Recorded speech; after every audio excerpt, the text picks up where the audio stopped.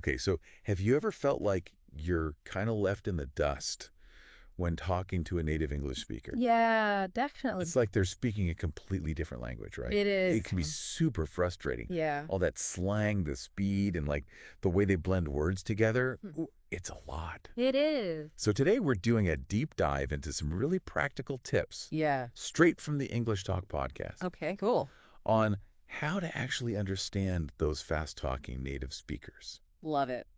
So what I found really interesting is that they pointed out that so many English learners, they get so caught up in trying to understand every single word. You're right. And they say that's not really how native speakers listen. It's true. So instead of like getting bogged down in every single little detail, Yeah. you know, article or preposition or whatever it is, Yeah.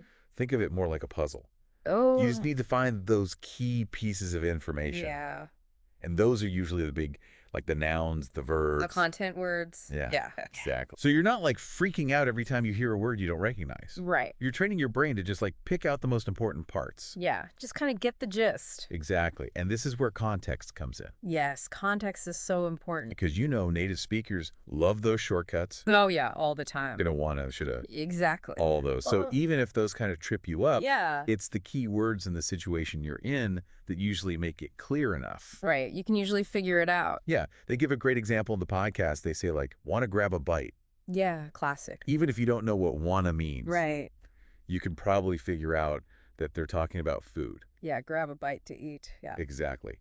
And another strategy they recommend is immersing yourself in authentic English content. Yes. So like TV shows, podcasts, YouTube videos. YouTube videos, all that. All of it. But the real trick here is Okay. gradually reducing your reliance on subtitles. Yes. I love that tip. I know those subtitles, especially in your native language. Oh, so tempting. They're so tempting. They can really hold you back. They can become a crutch. Uh-huh.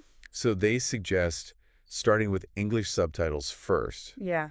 and then slowly weaning yourself off of those. Exactly. And you'll be surprised how fast you actually adapt. You do. It's amazing. In those natural accents and like the different ways people speak. Yeah, you pick it up so much faster than you think you would. Exactly. And remember, you don't need to understand every single word to get the main idea. That's so true. They say even like 70% comprehension That's great. is a win. Absolutely. It's all about progress, not Mhm. perfection. Yeah, love that. All right, so they also talk about a technique called shadowing. Oh, yeah, shadowing. Have you ever tried this? I have. It's really fun. It's basically like karaoke for language learning. It is. It's so fun. So you listen to a short clip, and then you repeat it word for word, mimicking their pronunciation, What every intonation, the speed. like you're trying to become them. Yeah, basically. It's really cool. And they say this is great because you're not just training your ear to hear the sounds, Right.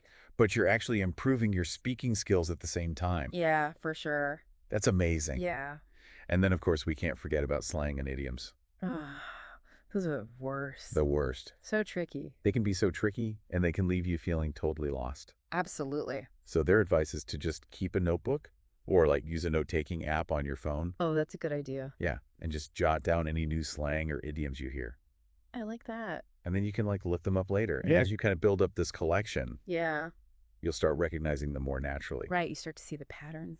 Exactly. And they also encourage listeners not to be afraid to ask for clarification.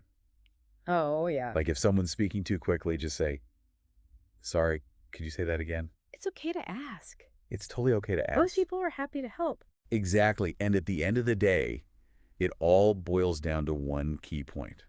Okay. What's that? It's about consistency and patience. Practice, practice. You got to keep listening, keep engaging, Yeah. and over time, you'll find yourself decoding those conversations with more and more confidence. You'll get there. So true. It's really cool. Actually, what I find really interesting is that it's not about like reaching this magical point where you understand everything perfectly. Yeah. It's more about just like constantly improving, Yeah, like expanding your comfort zone with the language a little bit at a time. so true. And the more you listen, the more those subtle things, the nuances, they'll Yeah. start to become clearer and clearer. Totally. And who knows, maybe one day you'll even start using some of that slang yourself. That's the goal. That's the dream. All right, that's it for our deep dive today, folks. Thanks for listening. We'll catch you next time. See ya.